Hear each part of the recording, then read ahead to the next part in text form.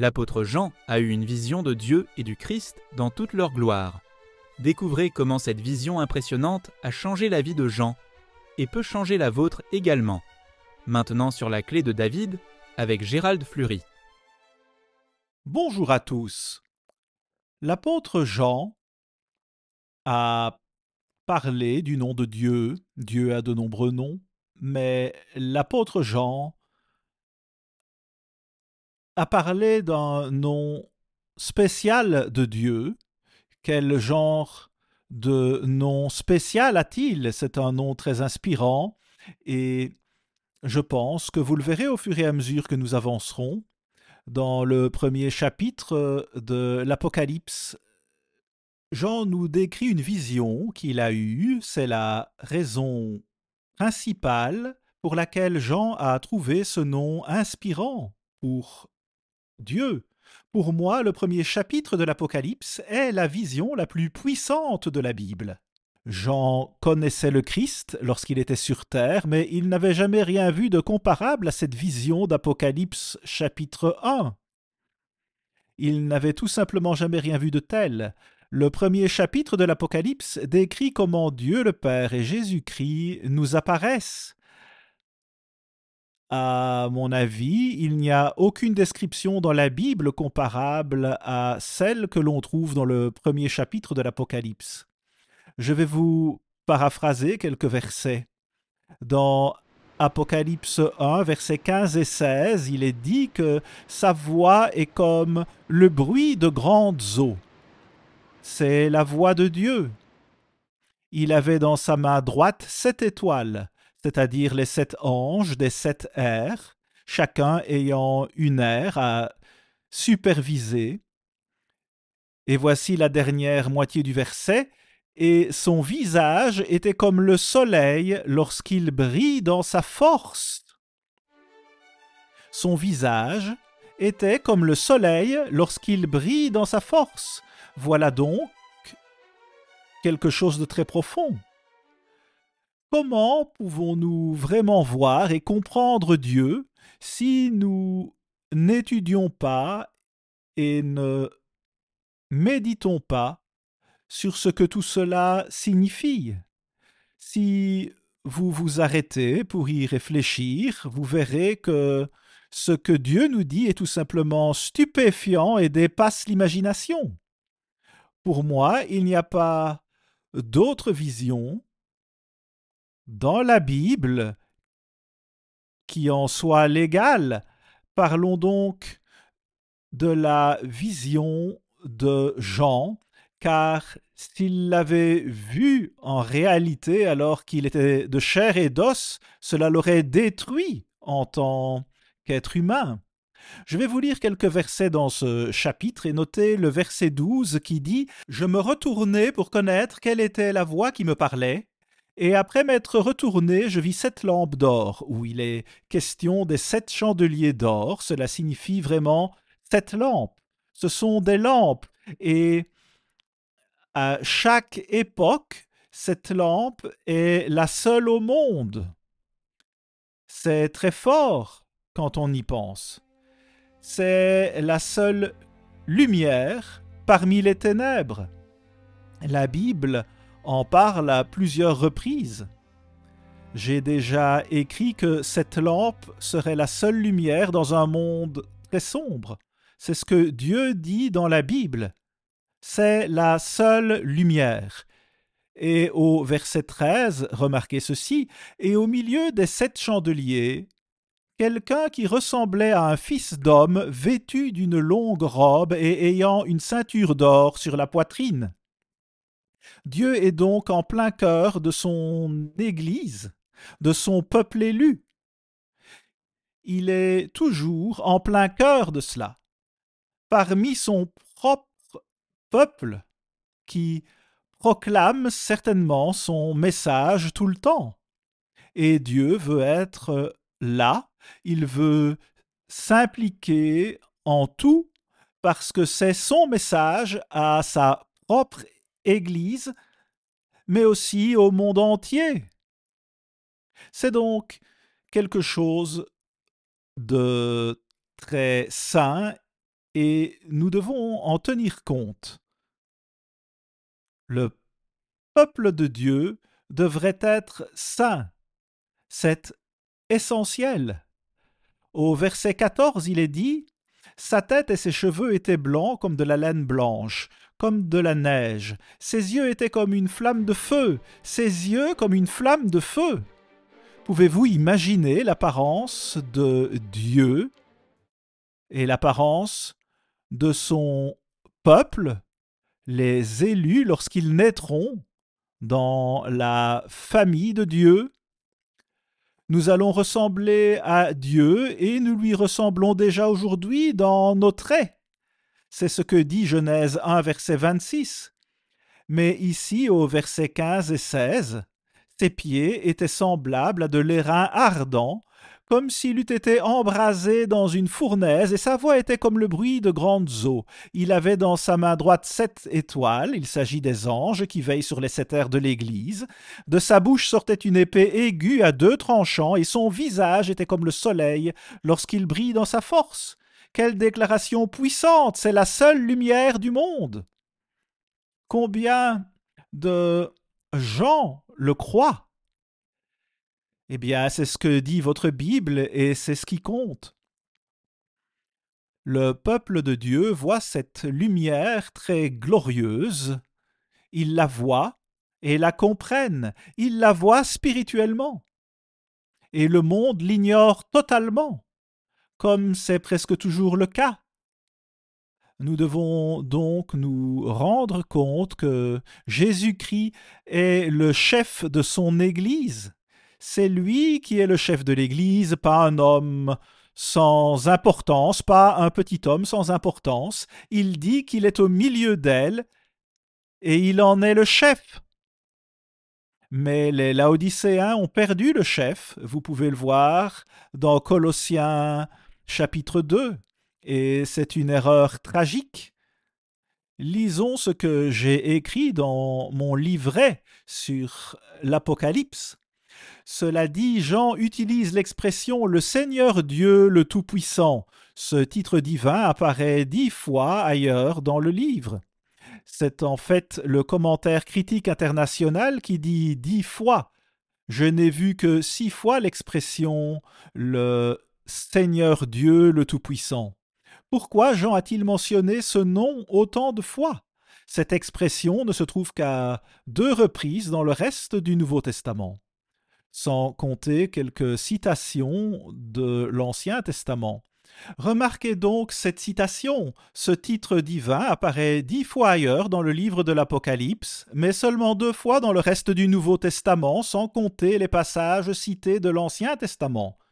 Pourquoi Jean disait-il si souvent « le Seigneur Dieu, le Tout-Puissant » ? Examinons quelques-uns de ces versets. Le Seigneur Dieu, le Tout-Puissant. Regardons donc le verset principal dans Apocalypse 4, verset 8. Voici ce qu'il dit.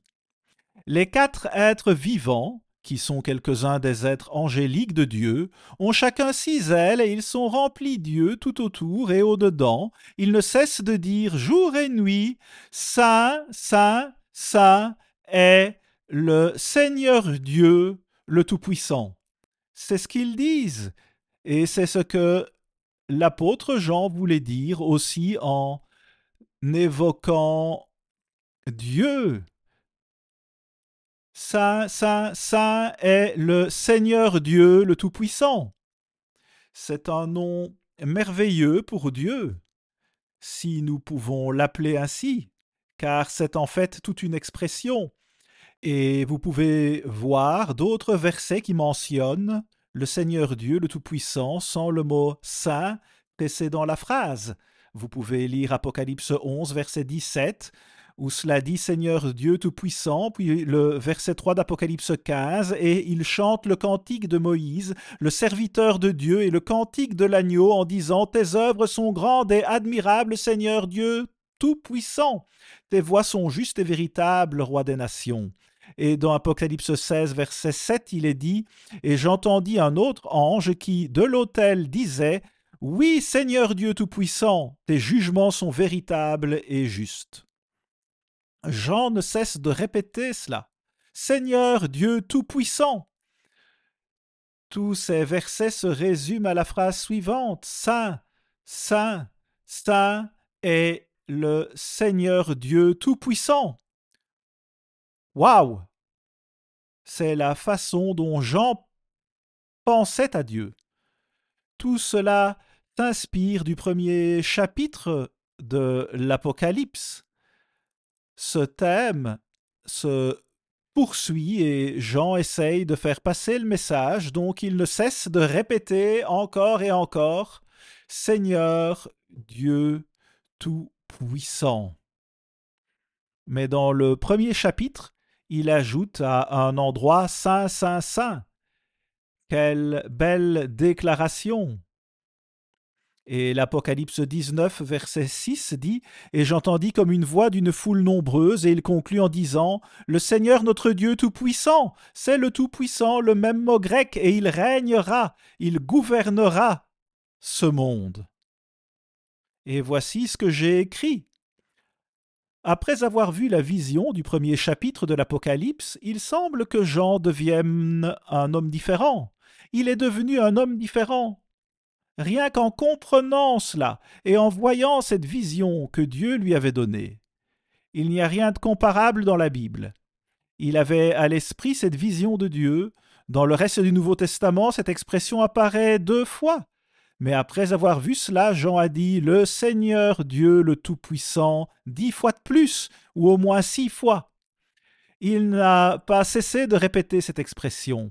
Et cela montre simplement que si nous comprenons vraiment ceci, et si nous voyons de quoi il s'agit dans le premier chapitre de l'Apocalypse, cela va nous changer, cela va nous rendre plus puissants, nous, notre œuvre et notre message. C'est la vérité, il en sera ainsi. Apocalypse 4, verset 8, les 4 êtres vivants ont chacun 6 ailes, et ils sont remplis Dieu tout autour et au-dedans. Ils ne cessent de dire jour et nuit, Saint, Saint, Saint est le Seigneur Dieu, le Tout-Puissant, qui était, qui est et qui vient. Il est sur le point de venir. Il y a beaucoup de choses qui se passent ici. Donc, Jean décrit vraiment le grand Dieu d'Apocalypse 1. C'est bien ce qu'il fait. Puis remarquez de quoi il s'agit au verset 17 et 18. Notez ce qui se passe ici. J'ai écrit « Lorsque Jean eut cette vision, il comprit profondément que c'était l'Église du Seigneur Dieu Tout-Puissant. » Voilà encore une référence au premier chapitre de l'Apocalypse. Et bien sûr, c'est moi qui ai écrit cela. Et il est le chef de cette Église. Remarquez le verset 17. « Quand je le vis, je tombais à ses pieds comme mort. Lorsqu'il a vu cela, il est tombé comme mort. » Et ce n'était qu'une vision. Qu'est-ce que cela fera de voir Dieu en personne lorsque nous serons des êtres spirituels? Il poursuit au verset 17. « Il posa sur moi sa main droite en disant « Ne crains point, je suis le premier et le dernier, et le vivant. J'étais mort. » Les gens l'ont tué, lui le Fils de Dieu. Il fut ressuscité et il est revenu auprès de Dieu, après avoir payé la peine de nos péchés. Et voici, je suis vivant au siècle des siècles, je tiens les clés de la mort et du séjour des morts. » Cette vision était si forte que Jean tomba comme s'il était mort. Nous avons déjà enregistré des programmes télévisés depuis l'île de Patmos en Grèce. Pensez-y, le fait d'être là-bas et de penser à tout ce qui se passa à l'époque de Jean et à toutes les révélations que Dieu lui a données alors qu'il était prisonnier sur l'île, c'est vraiment édifiant et inspirant. C'est ce que vivent souvent les dirigeants de Dieu. Quelle vision! Eh bien, connaissons-nous vraiment ce Dieu brillant? Il a le visage qui brille comme dans la pleine force du soleil. Tel est le visage de Dieu. C'est ainsi qu'il nous apparaît. Ce à quoi il ressemble.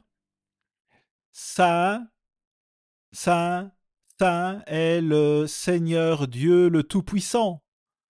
Nous devons nous rendre compte à quel point Dieu est grand, et son visage était comme le soleil lorsqu'il brille dans sa force. Quelle vision! Quel spectacle à voir! Saint, Saint, Saint est le Seigneur Dieu le Tout-Puissant. L'apôtre Jean a simplement décidé qu'il devait appeler Dieu par un meilleur nom, de toute façon, et qu'il devait dire cela aux autres aussi parce que cela se trouve juste là dans la Bible.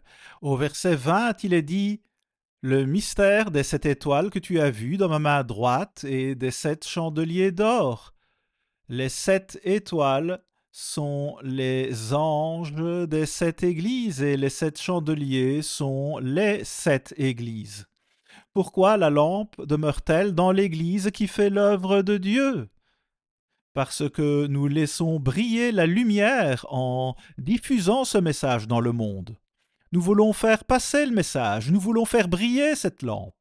Nous voulons que les gens voient comment est Dieu, ce qu'il fait et ce qu'il nous donne. Il se recrée lui-même dans l'homme. C'est le plus grand projet que Dieu lui-même puisse entreprendre. Même lui ne peut rien faire de plus grand, c'est incroyable, quelle vision! Pouvons-nous vraiment laisser la lumière briller dans nos propres vies? Est-ce ainsi que nous considérons Dieu et le pouvoir qu'il a? Il nous donnera ce pouvoir si nous le servons et si nous proclamons son message et le diffusons au monde. C'est ce que Dieu veut que nous fassions. Ces anges sont symbolisés par des étoiles. Chaque aire de l'Église a un ange qui veille sur elle. Il y a 7 lampes. Dieu dit sans cesse qu'il n'y a qu'une seule lampe dans le monde. Où se trouve-t-elle? Si vous voyez vraiment les choses à la manière de Dieu, il n'y a qu'une seule lampe dans ce monde sombre et noir. Une seule lumière. Et si vous êtes vraiment spirituel, vous devez voir cela très facilement, parce que le monde est sombre et noir. Mais cette lampe répand de la lumière. Et quelle lumière puissante si nous lui permettons de pénétrer dans notre esprit. Lisons Apocalypse 10, verset 11. Voici ce que Dieu veut que nous fassions avec ce message. Si vous regardez le passé, il y a eu un Élie du temps de la fin qui est venu et a restauré toutes choses. Mais à sa mort, 95% de sa propre Église se détourna de lui. Donc, au petit reste, aux 5% qui restent, Dieu dit qu'ils doivent faire ce qui suit. Verset 11. Puis on me dit, il faut que tu prophétises de nouveau sur beaucoup de peuples, de nations, de langues et de rois. Vous voyez maintenant, nous devons proclamer le message de Dieu à nouveau et avertir les gens, tout le peuple de Dieu et le monde. C'est un témoignage à tous les peuples. Dieu nous corrige si nous nous éloignons de lui. Et remarquez le verset 1 du chapitre 11, il ne devrait pas même y avoir de séparation entre ces deux chapitres. Remarquez ceci, on me donna un roseau semblable à une verge, en disant « Lève-toi et mesure le temple de Dieu, l'autel et ceux qui y adorent. » Vous voyez, nous devons être mesurés, c'est de cela qu'il s'agit. Et qu'est-ce que Dieu nous dit de faire? De nous lever. Il veut que nous soyons forts, que nous nous levions et que nous combattions pour lui, que nous proclamions son message et que nous le transmettions au monde, ainsi que cette vision étonnante du premier chapitre de l'Apocalypse. Quel chapitre! Maintenant, il y a quelque chose d'autre qui entre en jeu et que nous sommes en train de vivre en ce moment même. Regardez autour de vous et voyez si vous n'êtes pas d'accord avec cela. Mais le parvis extérieur du temple, laisse-le en dehors et ne le mesure pas. Eh bien, ne le mesurez pas, il y a un parvis extérieur, ce qui implique l'existence d'un parvis intérieur, et c'est là que se trouve la présence de Dieu. Dans le parvis intérieur, où se trouvent ces 5% qui transmettent ce message. Et que se passera-t-il pour les autres, le peuple de Dieu qui a besoin de se repentir? Voici la réponse. Car il a été donné aux nations, et elles fouleront aux pieds la ville sainte pendant 42 mois. Il y a 3 nations, israélites en particulier, qui seront leurs victimes. Mais regardez les grandes puissances non israélites.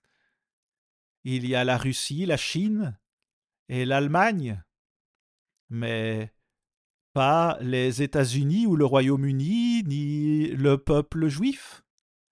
Ce sont tous des Israélites, si vous comprenez leur identité, et nous expliquons cela dans les Anglo-Saxons selon la prophétie.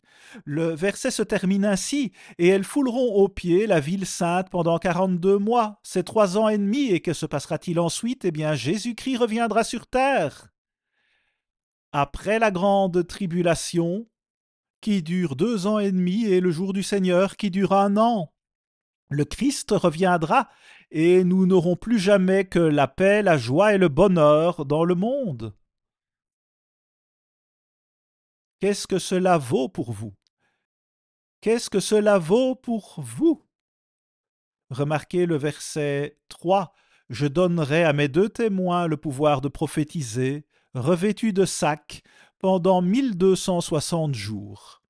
Ils proclameront le message de Dieu. » Et qu'en est-il du parvis extérieur? Eh bien, ce qui est triste, c'est que ces gens ne sont pas dans le parvis intérieur, et Dieu va les plonger dans la grande tribulation. Mais remarquez ceci, le 7e ange sonna de la trompette, et il y eut dans le ciel de fortes voix qui disaient « Le royaume du monde est remis à notre Seigneur et à son Christ, et il régnera au siècle des siècles. » Vous voyez, c'est Dieu. Saint, saint, saint est le Seigneur Dieu le Tout-Puissant.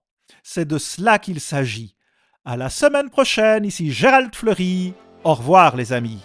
Toutes nos publications sont disponibles sans frais et sans engagement de votre part. Demandez dès maintenant notre brochure « Prophétiser de nouveau » et les anglo-saxons selon la prophétie.